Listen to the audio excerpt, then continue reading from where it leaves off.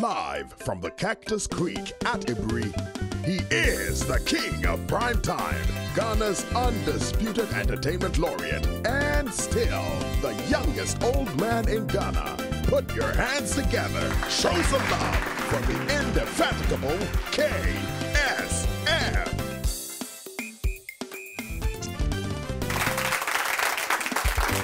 The KSM Show. Thank you, folks. Thank you so much. You know, sometimes I get extra excited. Now, my excitement look high. Show some love, man. Let me tell you today, I have very high excitement because I'm going to be talking to a very good friend of mine. Those of you who know him, old school, and still those who know him by those days, your friend Carla. Show some love, man. Those who know him have recognized what I'm talking about. Those of you who do not know him, folks, let me say something, man. 2024, gonna be a shit. 2024 is the year we go for the main election. But before then, all the parties have to go through their own stuff and pick up their flag bearers. And the person I'm going to talk to, he is actually going to be contesting for the flag bearership of one of the big political parties. Of course, the MPP, which is the party in power. This man is intense contest as a flag bearer. Who is he? We know that at one point, he was actually a presidential candidate. At one point, he was a press secretary. And let's now invite my main man. Put your hands together. Show some love for Kwabena, Agyei, Agyapong. My main man. How you doing? Kwabena, good to see you. Please. Kwabena in the house. Show some love, man. Trust me, call a friend to call a friend to call a friend to call a friend. Because KAA, Kwabena Agyei, Agyapong, is in the house, and today, pure fire. Sit around, we'll be right back.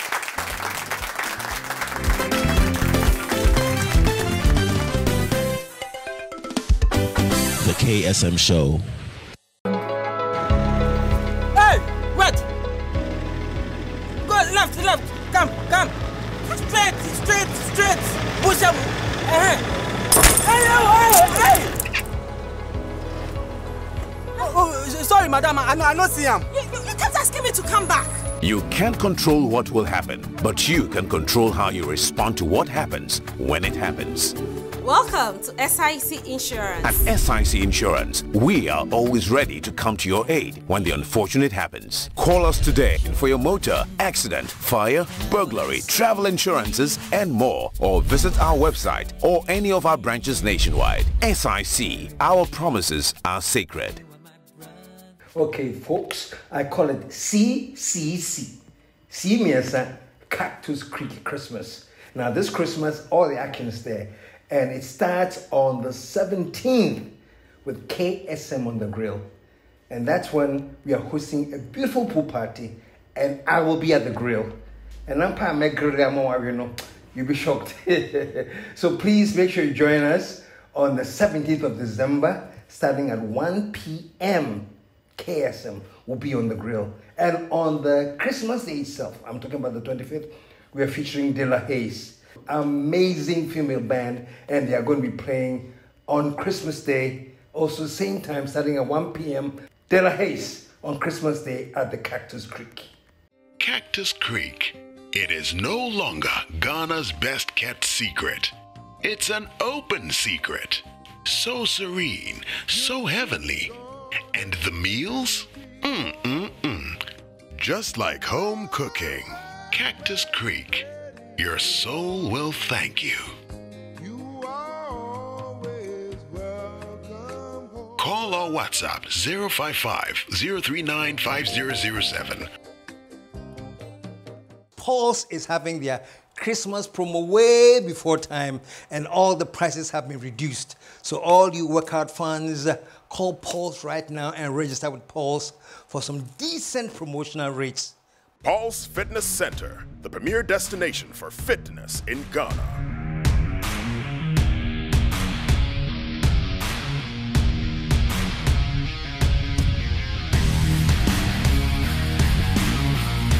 Meet the indefatigable captain. There are 3 things that I love doing. Number 1, workout. Number 2, workout. Number 3, workout. Workout put mind, soul, and body together. The captain has spoken. We're getting busy. Bright lights, yeah, they make me dizzy. Logo Liggy. I just want the Lizzie. It's a Logo Liggy. Uptown, chasing for the Lizzie. Downtown, everybody busy. Logo Liggy. Life be Logo Liggy. I just want the Paul's Fitness Center, East Legon Branch, Lizzie Sports Complex, Cotton Street, East Legon, Accra, Ghana, 0302 519 675. Kumasi branches, Officers Mess Branch, Denyame, Major Kwabena Drive, Kumasi, 0541 871 602. Golden Tulip, Kumasi City Branch, Raintree Street, 0322 492 647. Paul's, the premier destination for fitness in Ghana. Say what lie we for on town. Agyapong Essentials has good news for you. If you're in Takoradi and its environs, don't worry. You can pick up Agyapong Essentials jacket at Ruler Unisex Boutique in Agyei, Takoradi, Queen of Peace in Takofo Road. Call or WhatsApp 0544 548766.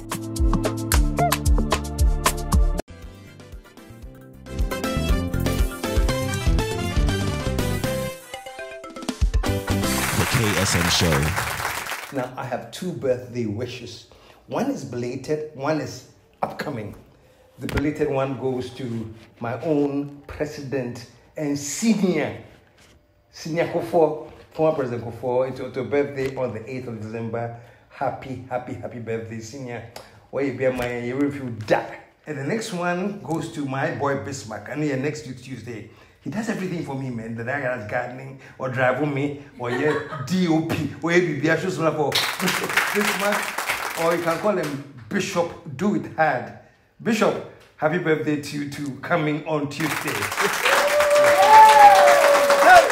I'm very happy for doing this interview for a couple of reasons. One of the reasons, we have had presidents in Ghana, and most of our presidents have a legal background. I mean, a lawyer for and general asked for and things, This is the first time we have a candidate running for the high office in the background and law or anything general. So this guy is an engineer. Show some love, man. And I want to find out for him. You find out what I'm going to find out for him. But put yours there. Kwabena, welcome to the house one more time, man. Thank you very much. Yes. It's been a long time. Really? I've been trying to get you for a while now. I know. It's been quite a bit of time. Yeah. Yes, but welcome to the show. It's better late than never. Better late than never. Yes. And you're offering yourself as a possible candidate for the flag bearership of the MPP? I want to repeat this. I'm going to run for the flag bearership of our party, the MPP. Okay. That's right. That's emphatic. Emphatic. I see he's going to run for the flag bearership, man, of the MPP. Yeah. Okay. Great. Now, I just wanted to get that set up before we get into the conversation. But before we start, Charlie, you have an amazing background in sports and broadcasting. You've done sports highlights, GTV That's right. back in the day. I'm sure you guys are watching him back in the day on the screen when we had him. So before we start, I have to ask him a little question. Say, party. When we start the question, we are Kwabena, the Black Stars have exited. Yeah. What was your immediate reaction? Was it something that you expected, or did it come as a surprise and a disappointment to you? Well, I think qualifying in the first place, I think they did the nation a lot of good. Because to be one of the top nations to go and play this World Cup, to put Ghana on the world stage, I think they've become great ambassadors for the country. And again, if you look at the style of play generally, I follow them, especially when we had this very poor African Cup of Nations when we lost to Comoros and everybody was very despondent and sad, because in Ghana, soccer is our passion. People love the game. Yeah. They love the game. But again, when we met Nigeria for that crucial qualifier, many of us did not believe that we could defeat big Nigeria. And I went to Kumasi myself to watch the game. I was impressed with their approach play, the team that he put up, the new coach. And so I had a lot of hope. We went to Abuja, got the critical goal, and qualified for the World Cup. I think if you look at our first game against Portugal, recently European champions, they have perhaps one of the greatest players of our generation we've all seen. It's a very talented team, and we ran them very close. And so I was proud, and especially as one of the boys, the guy in goal, Lawrence Atisigi, he used to play for my juvenile team. He did. Just love, man. Argentinos juniors in Adabraka. So I was excited about it. I watched all their 3 matches. Unfortunately, against Uruguay, I'm sure that if this penalty had gone in, the game would have changed. You know, but it happens in football. It happens. These things. Platini has missed the penalty. Zico has missed the penalty. Diego Maradona has missed the penalty. So I think we should all take it in stride. It's a sport. It's a great sport. A lot of people were dejected after the result, but I think we can hold our heads high. This was a Black Stars team that really represented the country well and Africa very well, and we can be proud of the achievement. Show some love, man. I totally agree. Quickly, to get off the sports, quickly. No, we can't get off the sports yet. No, for now, for just the interview, not off the sports. Yeah, I was just going to say, I mean, when it gets to the World Cup, for instance, I always get goose pimples, because as you recollected, the first time Ghanaians had the opportunity to watch World Cup live was Italia 90. When I was one of the key people on the panel, with Edward Fachi and Moses Fuamoni. And that innovation, that idea, I would say very humbly, I was the one who really pushed GTV that they should have this kind of thing. And because it hadn't happened before. And they were always struggling to mobilize the resources to be able to pay for the feed from UTNA. And in those days, I went to Jacob Echibilamte, who was chief executive of Lentas, then one of the biggest advertising agencies. And I said, Jay, can we put together a group of sponsors to sponsor the World Cup? He says, how are the sponsors going to benefit? I said, we'll do the panel discussion. So in all humility, I can claim credit for that and say, it is worth claiming. That's right. Because we see things and we disregard them, and we know it happened, but we don't know the history behind that. So I mean, in those days, I would travel out, pick up some tapes, and of course, we didn't have the copyright, but we would still do it. So we do all the old matches when there's a game between 2 teams. We'll go back into the history of the World Cup. Well, I had all those tapes. I still have those VHS tapes. You still have them? In my library. So watching the World Cup is some of, I would say, some the best times of my life. And I'm enjoying this World Cup. Okay. Show some love, man. And if we can go on for the whole show and a half just on sports, man, because this guy is a sports guy. But for the purposes of our interview today, Kwabena Agyei Agyapong. That's right. So now let's get back to why I invited you here. That's right. You know, because like you said, you're going to be a candidate for the flag bearership. What's your assessment now, man? Unfortunately, and this is my feeling, I could be wrong, I think because of the economic hardships and other things you have gone through, the MPP has become a very unattractive and quite unpopular. Maybe this is my personal opinion, but I think so. Well, these are difficult times for the country. Yeah. And again, if you look at what has happened, we have to just look at the results. The fact that we've been downgraded several times by international rating agencies, and we have had to resort to go back to the IMF, which is not something that we all enjoy at all. It is time for us to take a look at ourselves. Yeah.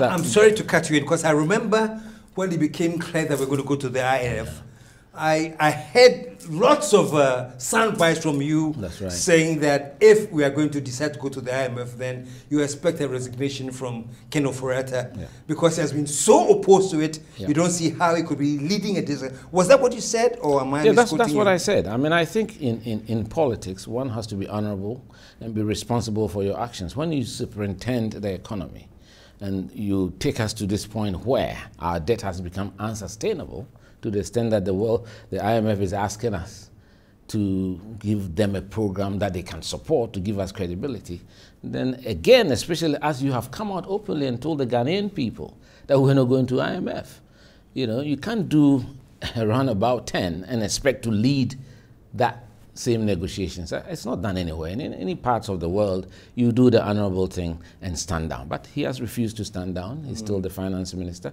And I'm not surprised it's taking us this long to arrive at an agreement with the IMF, because we all know how they work. I've been in government before as a press secretary to President Kufuor for close to 6 years. I know how these agencies work. And sometimes they want to be very diplomatic.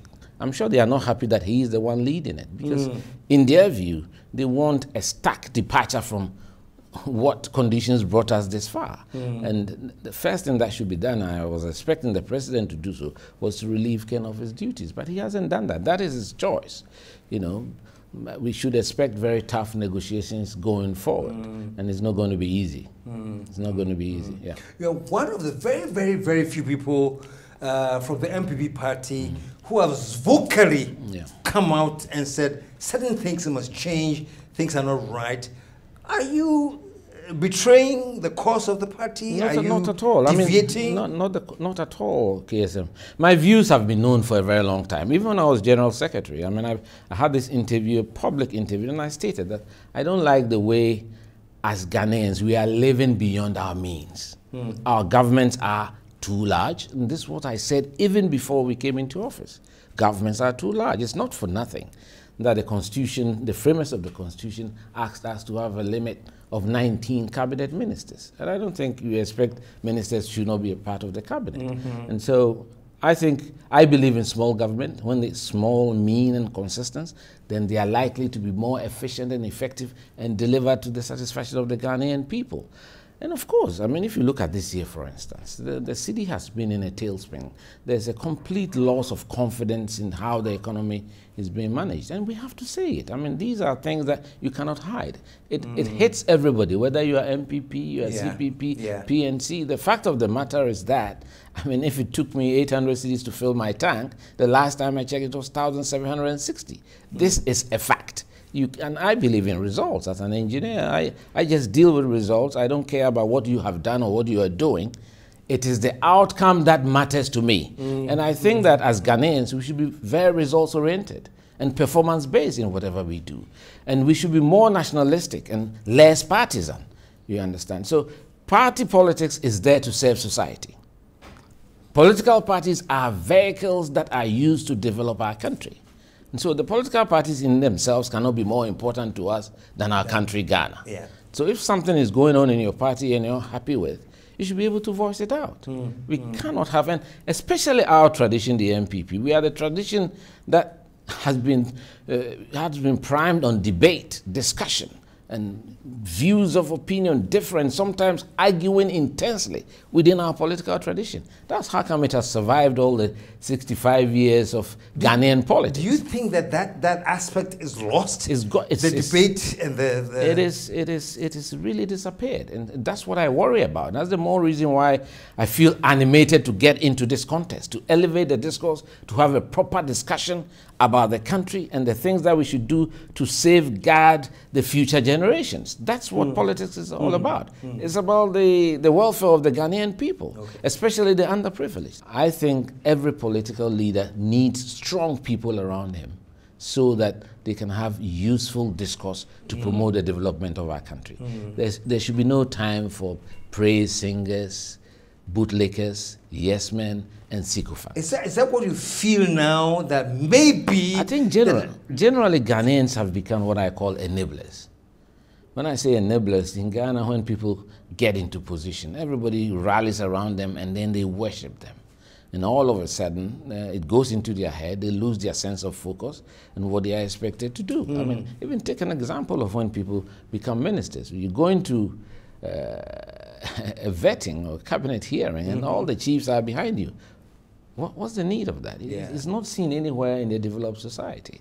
So as a people, I think it is time for us to recalibrate our values, to go back to those three things that, in my view, should be the basic doctrine for political activity. And I call it service, sacrifice, and selflessness. Service, sacrifice and selflessness. Yes, the triple S doctrine is very important. If you don't have these character traits, you have no business coming around politics. That is what is needed to create a new politician. We have to begin to re-evaluate what we understand by public service and what we understand by party politics. The impression is created in the minds of people, and that's how the trust in politics has waned this much. And if you looked at the recent surveys that have been, the Afrobarometer surveys that have been conducted, you know, the political parties are really at the bottom of the ladder when people talk about confidence. And so we need to work hard to animate the grassroots, to rebuild confidence, and so that Ghanaians will have faith that our political leaders are put in office to work for us, not we working for them. It's important that we stop glorifying in the pecs of political power. That's not why we are there. We are there to give something to the people, not the other way around. I appreciate where you're coming from, you know. But I'm going to put into the broader picture of Ghana politics, you know. There are few people I've spoken with, few, but, you know, very, very, I would consider educated, intelligent people. And I said, Chade Kwabena is in the line of running on, you know. What do you think? Don't you think it's time to rally around a young, energetic person who drive? Surprisingly, say, yeah. Charlie, he seems to have it over. So in Ghana, only, you know, do you encounter that? No, I don't. All the effort you're putting in will go nowhere because... No, not at all. I think the press has been schooled in a way to try and present this contest as a two-horse race. And I think it's by default, and because the vice president is politically number 2. Yeah. And he was appointed by the president. It doesn't mean he's better than any of us. Of course, Alan Shemating has been the number 2 electorally. So he's been number 2 in the last 3 presidential primaries. So you have 2 default candidates, one political, one electoral, so who are seen as the front runners, but that does not matter to me at all. It is not the fact that they are seen as front runners that matter. The Ghanaian people want to see something different, because they are part of the existing government. And we know what we are going through, you understand? So if they have anything that they can do to change what is happening for the better, to relieve Ghanaians of the economic pressure that they are undergoing, they have the opportunity to do it right now. They have 2 more years. They don't have to wait to become president before they do that. So what Ghanaians would like to hear from them, you know, is their views on what is happening, their policy platforms, and really tangible things that they want to hear from them. I have exposed myself to the media to be questioned, and I think all leaders should have the capacity to do so. Go and be examined properly. What are our policy platforms? What do you believe in? I've spoken about why I believe there should be a small government. These are my views. So I think the media, you have a job to do, not to present the status quo as if it is a battle between 2. No.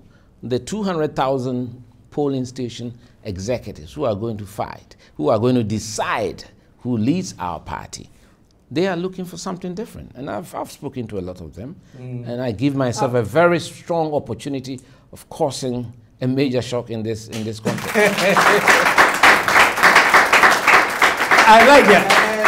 I like that. No, basically, and you're right. Yeah. The media has been schooled. And even in the thinking and in our projections, like, oh, this is a battle between this either Bafumia or Alan Shemating, because these are the 2 leading front runners. And you are saying that they are there by default? Yeah. Of course, I've said that. So those grounds for making them the 2 leading are no longer... I want to ask you, have you heard them talk about their policy platforms? Anything different? No, I haven't. So if they are front runners, they should have a platform.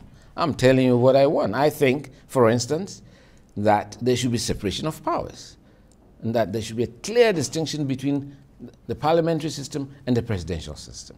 I don't believe in ministers being taken out of parliament, so that the legislature will have that supervisory function properly over the executive. So that's one thing that Kwabena Agyapong presidency will try to work to achieve. We have quite a few presidential hopefuls from the MPP. You know, why do you think you are the most qualified, I would say, of all those that are lined up as hopefuls? Yes, I mean, it's not about me thinking I'm the most qualified. That decision rests in the bosom of the 200,000 delegates. They would decide. What is important is all of us have to be humble, respectful enough to go to them and carry our message and be able to persuade them. I'm confident in the message that I'm pushing around. And so far, my message has resonated positively across board. And I keep getting calls of encouragement from the grassroots that, Kwabena, you are the type of person. And don't forget, I was before this last national elections, I was the last popularly elected general secretary of the party in Tamale in 2014. So I have deep roots in this party. I have deep roots in this party. But the decision is not, I wouldn't sit here and arrogate to myself the powers to determine for them who they want. But I will go around and communicate with the party. And at the end of the day, once we have a free, fair environment and the party people decide on who they want, that is the strength of the MPP. We always choose. We would not accept a coronation in our MPP. So those who are trying to scheme one way or the other and present it as if it's just a particular candidate or the other, it will not happen.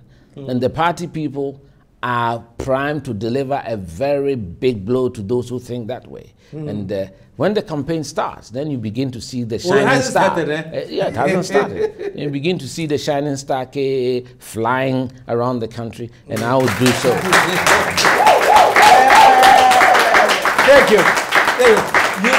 Thank you. You recently did a tour of the diaspora. Yeah. Like you met the MPP people in the diaspora. And then on that tour, I remember you promising that when you come home, you'll be getting in touch with the grassroots. Yeah. Have you set up with your grassroots tour yet? How far have you gone with them? No, we wanted to respect the party's code of ethics, the rules of engagement. They haven't really opened the political season. You know, although a lot of people are campaigning. And that's why we've been urging the National Executive Committee and the Steering Committee to just allow everybody to start campaigning so that we can write to the regional executives. They give us the approval and the permission to go and meet the delegates and have a chat with them, do various town halls. I mean, I happened to be in LA for a conference. I'm a member of the American Society of Civil Engineers, and we had a conference in Anaheim in California. So wherever I go around the world, I always make a stop with the MPP chapter there. So I had a nice town hall meeting with the LA chapter. They were very impressed with my delivery and my vision for a new dawn in our country, a new thinking that I think it's time for us to recalibrate our values and reorient ourselves for people to have the belief that public service is exactly what it means, service to the public, and not lording it over them. And so it's important that we share some of these ideals, and that's what I've been sharing around. And also in the UK to meet the branch party in Milton Keynes and in London as well. So wherever I've been, my message has been well received, because they recognize my long-standing service to this political tradition right back from 1992 during Professor Dubois' day. So I've been there throughout, you know. So I would say I have the institutional memory of this political tradition. And a lot of the grassroots, they identify with me. And mind you, I served as press secretary to President Kufuor when we were in government the first time. Going back from those days, press secretary under President Kufuor, what do you, being a party member and somebody who's been very active in the MPP, see now that probably has tilted? Has something gone wrong, or is the MPP still staying the course from the days that you were press secretary? I worry from those days, the values that we had, that spirit of dedication, that spirit of voluntarism, that everybody wanted to give something to the growth of the party. That was the focus in those days. I mean, those were very troubled and difficult times, as I'm sure you are aware. In the Rawlings days where there was the military dictator in 1990-91, those teething formation years of the MPP, you had to be someone who had courage to even stand up and say you support the MPP. So as a young 30-year-old, volunteering to be on national television. And in those days, there was only one TV station in Ghana, Ghana Broadcasting Television. So to be on it, campaign for Professor Dubois, you have to be courageous, especially as I was a public service worker, as a young engineer with the Ghana Highway Authority. That's where I used to work in those days. So those values that allows our polling station executives, our grassroots, who are frontline soldiers of our struggle, they go into homes to campaign for the party. That dedication appears to have waned because they are not getting the feel from the top. And especially government appointees and all that, and the way they conduct in themselves, that they are also sacrificing for the people. Just to get that clearly, you think there's been a break from the top? There have been changes? They don't have that link to the top anymore? What exactly are you... I think the whole country has been gripped with a spirit of materialism. And I think we enjoy showing off pecks of political power, which has become very wasteful. And I'm one who will not encourage the purchase of a fleet of cars for ministers or government appointees. Look at some of these state institutions that are loss-making organizations. They are not making profit. But as soon as somebody is appointed as CEO, the first thing they do is to buy the person a new four-wheel drive. It costs about what, $175,000, sometimes $200,000 to an organization that is already reeling. So you're adding more financial pressure to an organization that is not doing well. I would expect that when you are appointed to take charge of such an organization, you go there and work and turn things around. And when you turn things around, then you can be given a bonus for turning things around. That's what should happen. That's what should happen. All right, it's getting very, very exciting, but I'm going to take a commercial break at this point. But when we come back, you have talked about the new dawn. That's right. And a new rethinking of politics in this country. So when we come back from the break, I'm going to go into that with you to explain to us what you mean by a new thinking and a new dawn. Folks, we have KAA Bakope in the house. When we come back, there's more to come. Stick around. We'll be right back.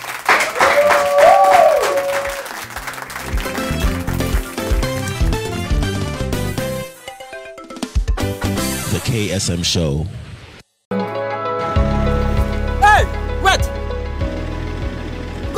Left, come. Straight. Push up. Hey.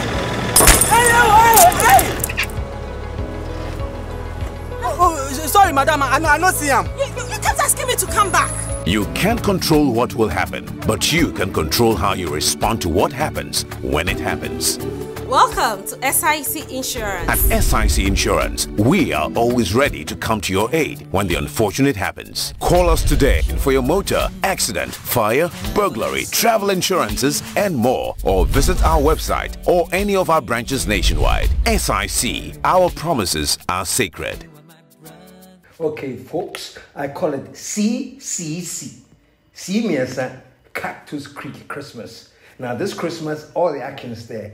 And it starts on the 17th with KSM on the grill. And that's when we are hosting a beautiful pool party. And I will be at the grill.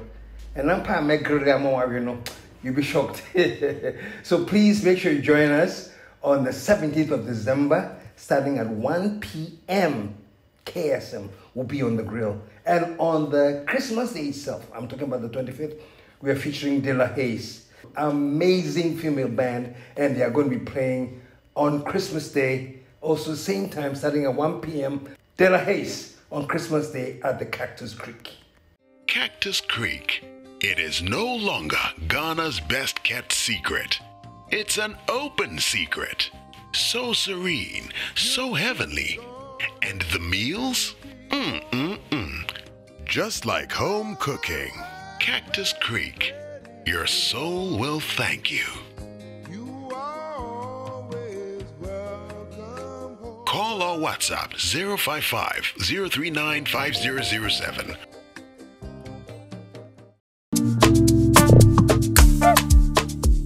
Agyapong Essentials has good news for you. If you're in Takoradi and its environs, don't worry. You can pick up Agyapong Essentials jacket at Ruler Unisex Boutique in Agyei, Takoradi, Queen of Peace in Takofo Road. Call or WhatsApp 0544 548766.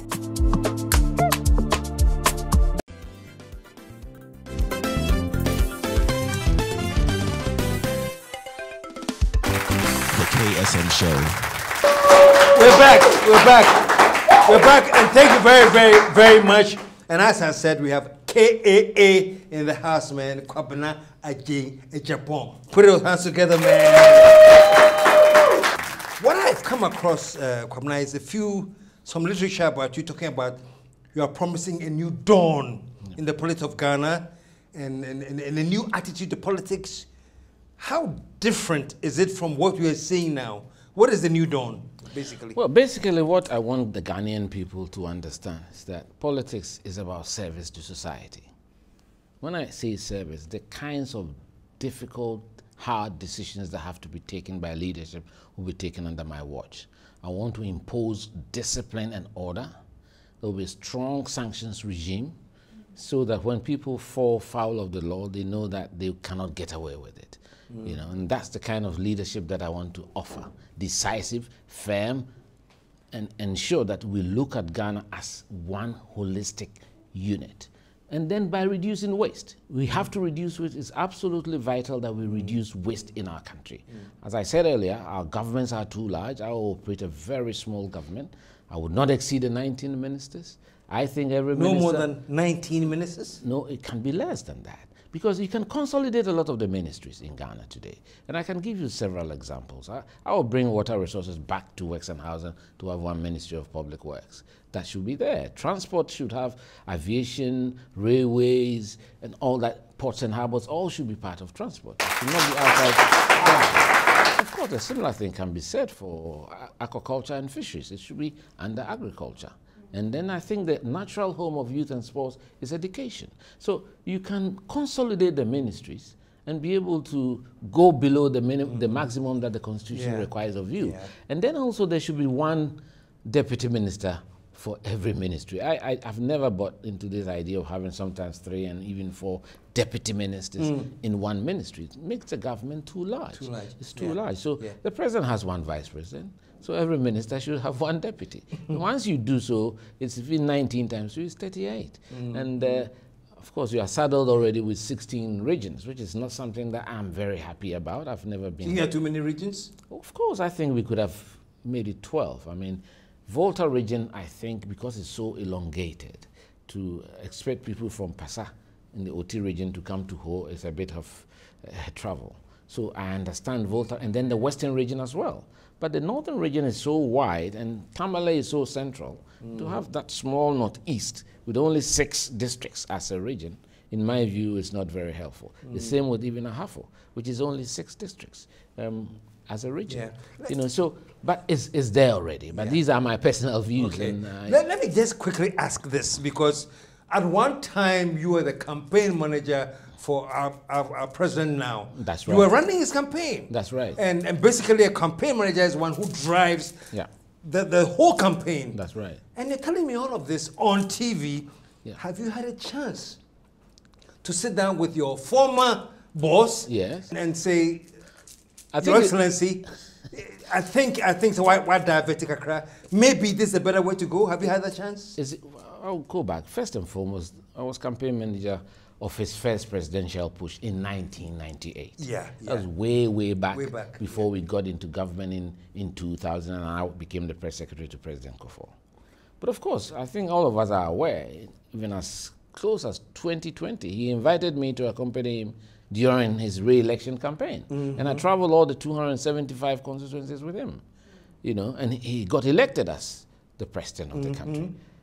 To be honest, I haven't had a sit down with him after that to have a discussion on how, I mean, if he gave me the opportunity to talk to him, I would have expressed these views. We haven't had that discussion at all. Are you looking for an opportunity, or you are at that level? I think you are at that level now that you can just call him and just go in? I think that it is important that, in fact, if I looked at the results of the elections in 2020, and you compare it to what we did in 2016, the fact that we had such a collapse of our parliamentary majority of 3 seats, the Ghanaian people were telling us something, that they were not entirely happy with the first term. So I would have expected the president would have taken that on board and made some very serious and drastic changes to his government. You don't think that he did? He didn't. He hasn't. And he's been very public and said that he still has confidence in his government. There's no reshuffle. I cannot force the president to act that way. I mean, if he had forced me the opportunity to have a chance, I would tell him as I'm telling you, as I see fit. I think that as Ghanaians, as nationals and patriots of this country, we should be honest enough. What do we have to lose in life? By telling the truth, expressing my opinion? I think that there should have been major changes. There should have been major changes, but he has chosen not to do it. That is his government. That is his prerogative, you know. But I have a completely different view from what he's doing. And I think I should be allowed to say so.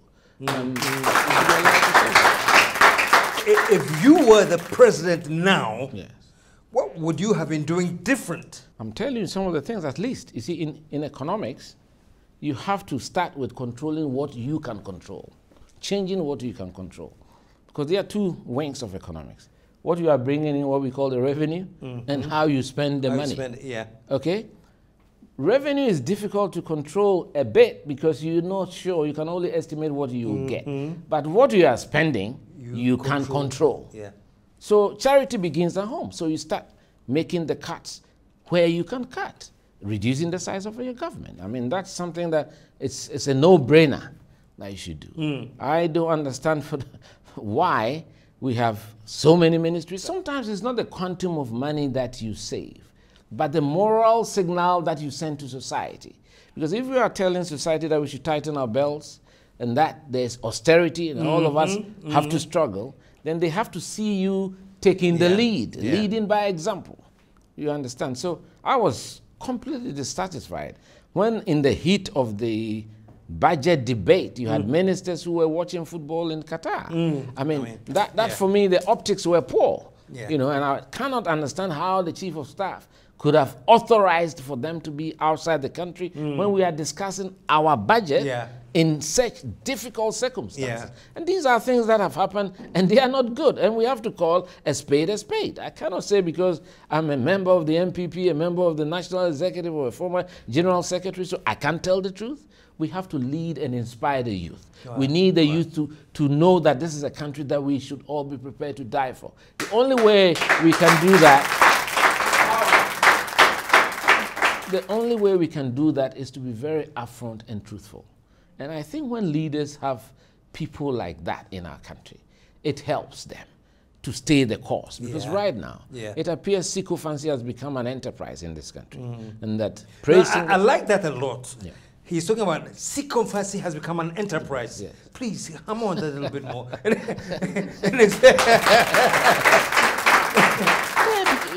You know, because, as I said earlier, Ghanaians have become enablers. People are doing the wrong thing, and people have been encouraging them to do so instead of bringing them back online, bringing them back on track. Look at what happened in Britain recently with Boris Johnson. Some of his own ministers said, no, they can't be part of what he was doing. That brought his collapse. You know, I mean, at the end of the day, I want to blame some of the cabinet ministers. I mean, you cannot sit in cabinet and then watch on as the finance minister goes on a borrowing spree for the last 4 years. My information indicates that before contracted over 11 to 12 billion euro bonds in the last 4 or so years. How is that possible? Did anybody do anything? So the cabinet ministers? Of course, collectively responsible. Although I think the finance minister should take the bullet right now. But collectively responsible, because I'm sure he brought it to cabinet or economic management team, had a discussion, and perhaps got their buy-in. I'm not there, I can't tell. But what I can say is that when you are taking actions, you should be looking at the expected outcomes. And you do your risk assessments. That this borrowing spree we are going on, how is it going to impact on our economy? And we are where we are today. I mean, the results are showing. We are going back to the IMF, you understand. And now they are looking at debt sustainability, because right now, we are now telling investors, Ghanaians, people who are on pension, who have saved their funds, trusting the government to save their funds with the government, are being asked to take a haircut. You know, so, I mean, when I say haircut, the economic experts.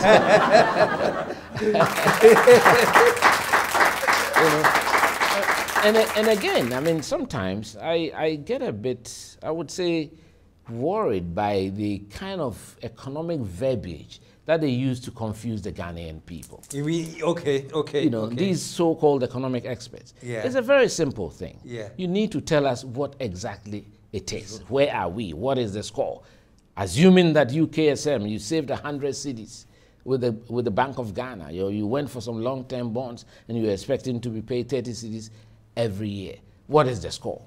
They are saying that 2023, they won't give you anything. That's what they're saying, 0%. 2024, they're going to give you 5 cedis, you know. So, and if you are living on that 30 cedis, you know, that's what takes care of you and your family in retirement. Are you going to be able to survive on 5 cedis for the 2 years? These are the questions we should be asking the finance ministry. And I want to ask those questions of them. You know, the fact that I'm an MPP does not matter. What is important is I'm a Ghanaian and I want to fight for the cause of the Ghanaian Put your people. hands together, man.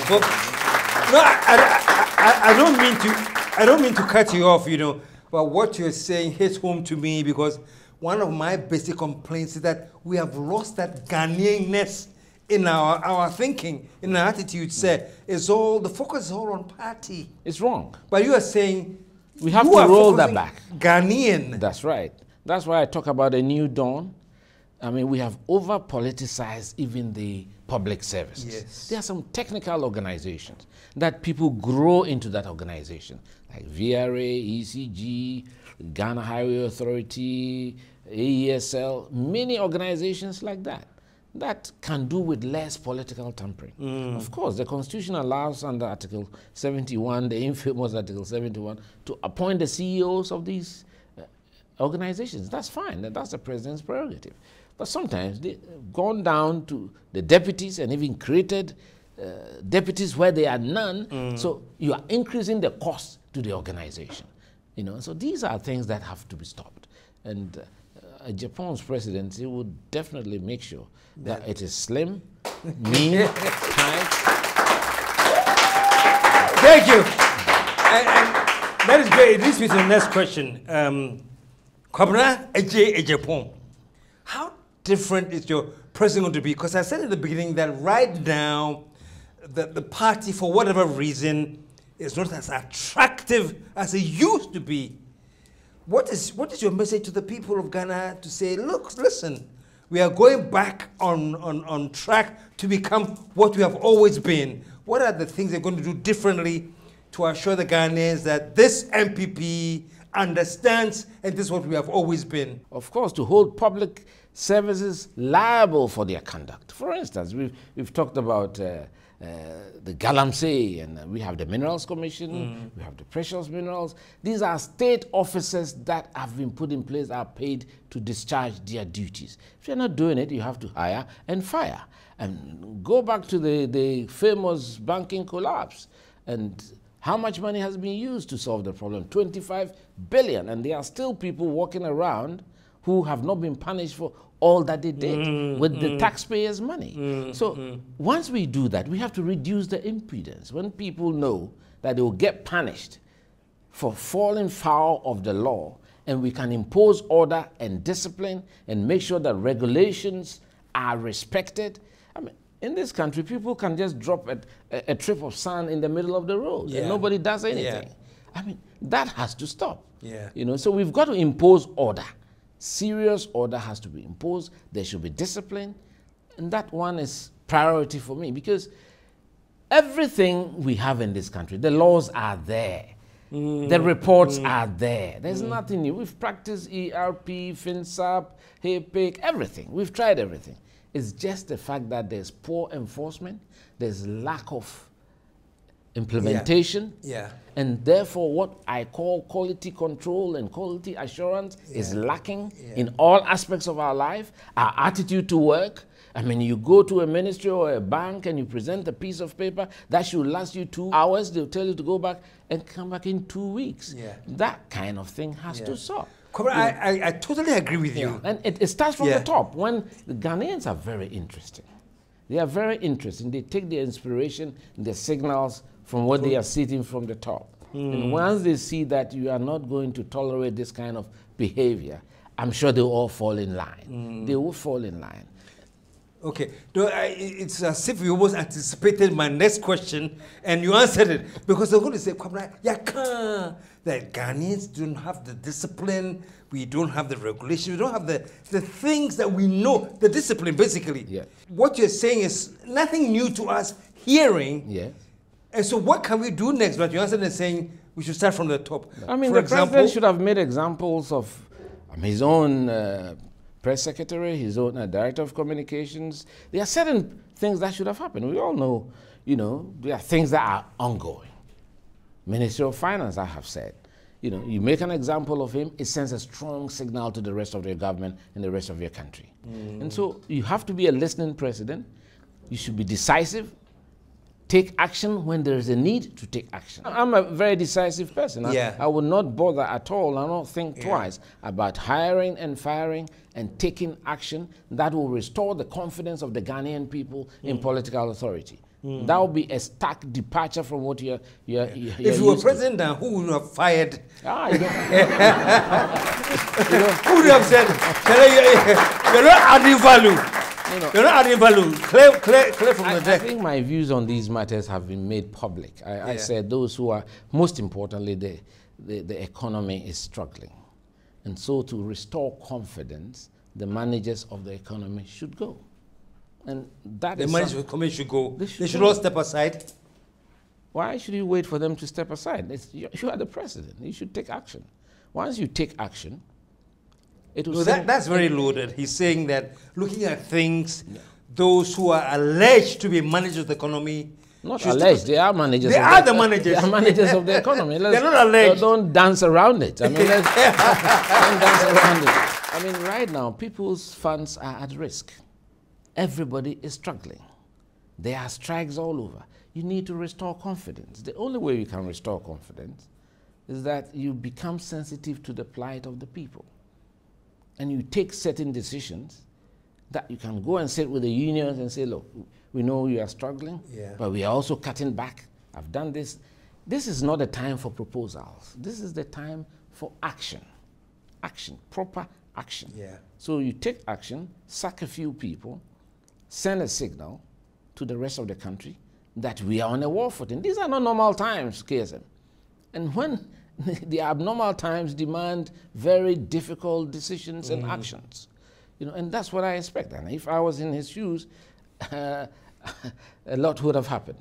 A lot would have happened, yes. A lot isn't happening, that's what you say.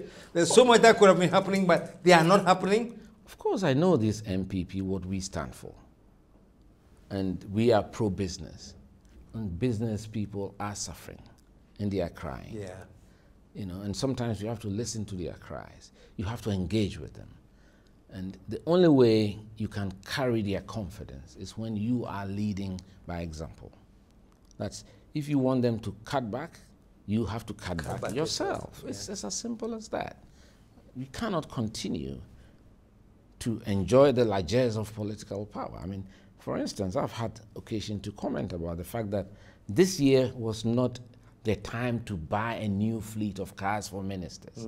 At a time that you are going to IMF, at a time that you have a big hole in your budget, that's when there's a new fleet of cars for our ministers? No. I mean, these are things you stop. Cote d'Ivoire, next door neighbors. Ouattara has cut down his ministers from 41 to 30. You go to Botswana, Tanzania, people are doing things. I mean, political appointees cannot use public vehicles at the weekend. If you're not working, why should you be using our petrol? And if you are caught, you'll be sanctioned. Apart from that, it will be deducted from your salary. There are things that can be done to curtail the waste that we are having in our system. So these are things that can be done immediately. It shouldn't wait, it can wait, and it should be done now.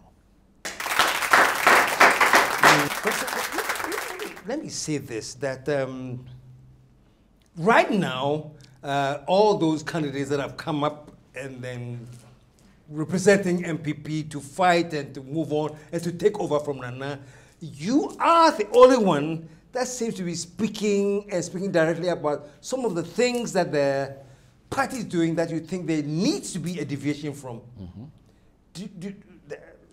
Has the president ever called you about this? Is he aware that you are running? KSM, does it really matter? Does it really matter? Does it really matter? I mean, at the end of the day, all of us are Ghanaians. A lot of my youthful life has, served this political party. I believe in this country. I'm a patriot. When I'm worried about the fact that things are not going the way I want to see them go for the development of our country, I have to be strong enough to be able to say it and speak about it. You understand? So I'm not one who's going to be politically correct or play to the gallery. That, for me, is not what animates me to be a politician. It's the welfare of the Ghanaian people and the kinds of policies that we have to implement to reduce the burden on Ghanaians. For instance, public housing. We tend to forget about public housing. It's one area you never hear about.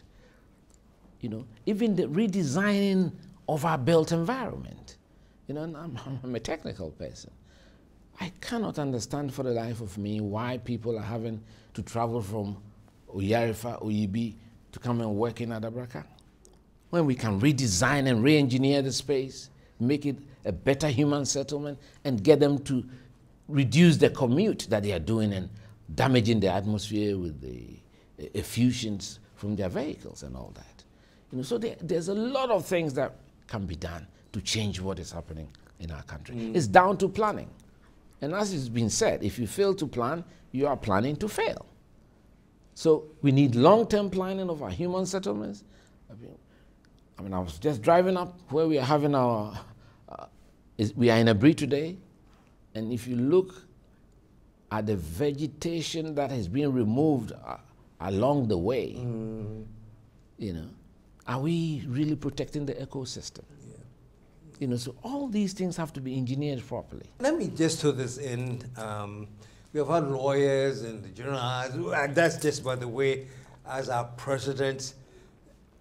If you should come anywhere close to presidency, it will be the first time we have an engineer, right?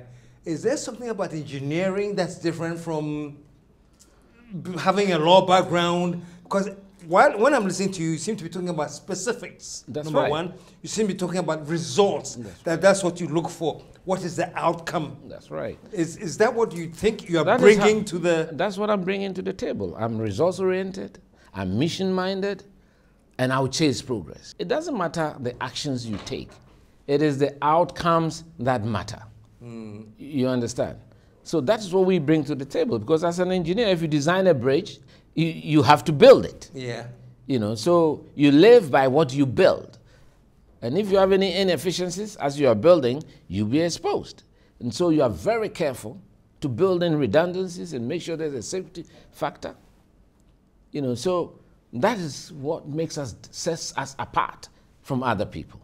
Whatever you do, what is the likely outcome? What is the significant impact on society? How does it benefit society? That is what I'm interested in, not the action of doing, but the impact it makes on society. Results you create. The results that it creates. Yeah. And that's what I'm going to be as a president. So far, we're at the point where the results are not very exciting. We've come to the point where investors are now trembling as to what they did with their investments and what they're going to get from the investments. How do you see the results so far? What kind of hole are we in? How do you dig us out of that hole to get to a level where we can now start playing comfortably? I'll just give you one example. First and foremost, we have to look at our demand envelope, demand for foreign exchange in this country. Because we are now just coming out of COVID, the last 2 years. Most businesses were virtually shut. So where is that demand for dollars coming from? That question has to be asked. And the foreign ministry should be telling us which sectors of the economy are demanding foreign exchange from the system. And what steps are they taking to isolate them? Because these are difficult times. So you cannot say that investors have come here, they've done their business, they've made money from the backs and the sweat of Ghanaians, so we'll give them free access to repatriate all their money. No. Where do you think the demand is coming from? And I think it's a false demand. When I say it's a false demand, because there's a draining in confidence. Even those who don't need dollars are now taking their savings in the banks and then going to chase dollars because they believe that the dollar is a safer security for them. Because, I mean, if at the beginning of the year you were changing 6 to $1 and now you're having to change 15, so people are now using the dollar as a saving instrument. So they don't need it. I mean, in Ghana, we don't need dollars. We don't work in dollars. We deal in cedis, you know. And then also the OMCs. These perhaps are the biggest consumers of foreign exchange. Why can't the government isolate them from the general auction system? You know, and so that the Ministry of Finance can deal with them directly. You know, in times past, we used to have the import license regime. It was abused. The fact that it was abused does not mean that it is not a good concept. So we have to focus on the key sectors of the economy that require the attention of government, like pharmaceuticals. So the government can arrange and be able to satisfy the demand of the oil sector and then the pharmaceutical sector, and then be able to determine the exchange rate at the time. They have to be able to determine a reasonable exchange rate. We cannot just sit and allow the city to run route and be in a tailspin and say that because it's economics, we should just leave it free market. Out there in the Western world, when there was a housing collapse, the governments in the Federal Reserve, they intervened. So we have to intervene to stop the decline. That's what we have to do. So we can't just sit down and allow because the currency is our legal tender.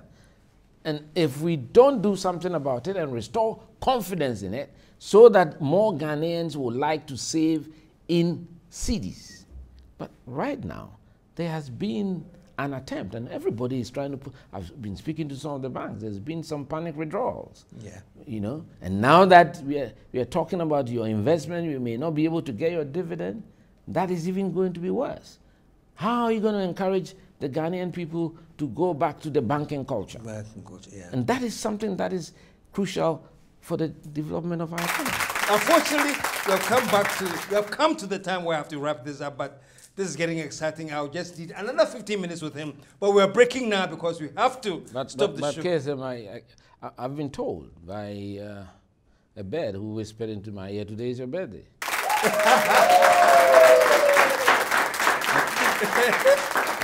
And in fact, I planned something to shock you a bit. So I've been talking to your wife behind your back. Really? Yes.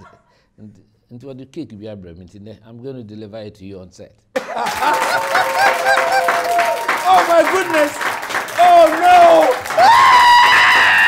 I arranged this. So. Yes. How did this happen? When? Also, you're a guy. Me a guy. Where guys see me? Where guys see me? Oh my goodness! Happy birthday, my big brother. Okay. Oh, this is fantastic. Yes. Oh my goodness. Wow, so proud of me. As I began to wrap up, you know, I can't 15 minutes we pass episode account, but we have to take it to next week. So folks, make sure you join us next week and say, Charlie, Agyapong you KAA when we'll be back next week so that we can wrap it up. But in the meantime, Kwabena, this surprise there, Charlie, you have won the friend said, what's that? Guinness Book of Records. For the best surprise. Okay, folks, right now, I'm going to say we are out of here, but next week he's back with us. Until then, we are out of here.